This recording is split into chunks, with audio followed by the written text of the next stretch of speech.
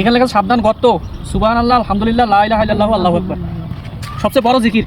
আসসালামু আলাইকুম সুপ্রিয় দর্শকবৃন্দ, আশা করি সবাই অনেক ভালো আছেন। আমি অনেক ভালো আছি। আজকে আরেকটা নতুন ভিডিও নিয়ে আসলাম আপনাদের মাঝে। ভিডিওটা অবশ্যই সবাই মনোযোগ দিয়ে দেখবেন এবং শুনবেন। গত ভিডিওগুলোতে আপনাদেরকে দেখেছিলাম ডোমাডিমলার যে মূল সড়কটা ছিল এখানে অনেক গর্ত ছিল, কিন্তু এই গর্তটা যে ছিল এটা আমার জানা ছিল না। তো আজকে এই গর্তটা আমার চোখে পড়ার কারণে এই গর্তটা আজকে মেরামত করার জন্য নেমে পড়লাম। গত ভিডিওগুলোতে আপনাদেরকে বলেছিলাম যে 3 থেকে 4 বছর ধরে এই রাস্তাটা পড়ে আছে, কিন্তু কেউ কোনো ঠিক করার নামগন্ধ নিচ্ছে না। আমি এই গর্তের মধ্যে এখন একটা ফ্ল্যাগ এবং একটা নেম প্লেট দিব। তো এর জন্য একটা খুঁটি দরকার। এই খুঁটিটা কাটার জন্য আমি নেমে পড়লাম এবং খুঁটিটা আমার অলরেডি কাটা শেষ। খুঁটিটা কাটা শেষ করে এখন আমি এই খুঁটিটা ঠিক করার চেষ্টা করতেছি, কারণ আমার যে পতাকাটা ছিল এই পতাকাটা মাথা দিয়ে ঢুকবে না। এর জন্য আমি মাথাটা একটু সরু করে নিলাম। আমার খুঁটিটা অলরেডি কাটাকাটি শেষ করে এখন আমি এটা গর্তের মধ্যে স্থাপন করার চেষ্টা করতেছি। এখন আপনারা দেখতে পাচ্ছেন অলরেডি আমার খুঁটিটা গর্তের মধ্যে স্থাপন করা শেষ হয়ে গেছে।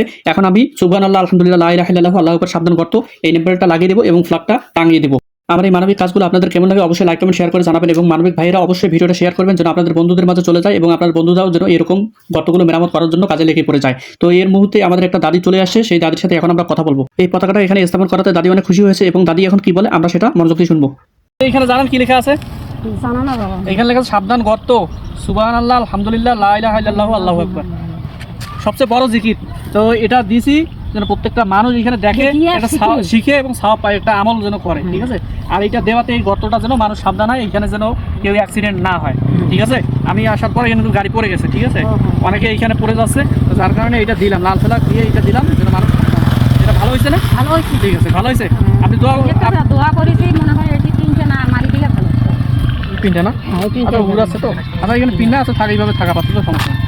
তো ফ্ল্যাগটা আমি লাগিয়ে দিচ্ছি, বারবার উড়ে যাচ্ছে। এর জন্য দাদির মাথায় অনেক বুদ্ধি। দাদি বলতেছে নিচে একটা পিন লাগাই দিলে ভালো হতো। আর এই দাদিকে দেখে মনে হচ্ছে হয়তো বা দাদির বাসায় কেউ নেই। দাদি নিজেই রান্না করার জন্য গাছের ছাল নিয়ে চলে আসছে। তো বোঝাটা অনেক ওজন, যার কারণে আমাকে দেখে বোঝাটা রেখে আমাকে দেখতেছে কি কি কাজ আমি করতেছি। আমি দেখে বুঝতে পারলাম তিনি অনেক ক্লান্ত হয়ে গেছে এই বোঝাটা আনার কারণে, কারণ তার বয়স অনেক হয়ে গেছে। তো আমি আর দেখতে না পেরে তাকে বোঝাটা তুলে দেওয়ার চেষ্টা করলাম। বোঝাটা তুলে দেওয়ার কারণে দাদি অনেক উপকৃত হলো এবং আমাকে বলো বাবা ঠিক আছে, তোমার জন্য দোয়া রইলো। আর আমার এই কাজটি আপনার কেমন লাগলো অবশ্যই লাইক কমেন্ট শেয়ার করে জানাবেন। অবশ্যই আপনারা কমেন্ট করে জানিয়ে দিবেন। ধন্যবাদ সবাই, আসসালামু আলাইকুম ওয়া রাহমাতুল্লাহ।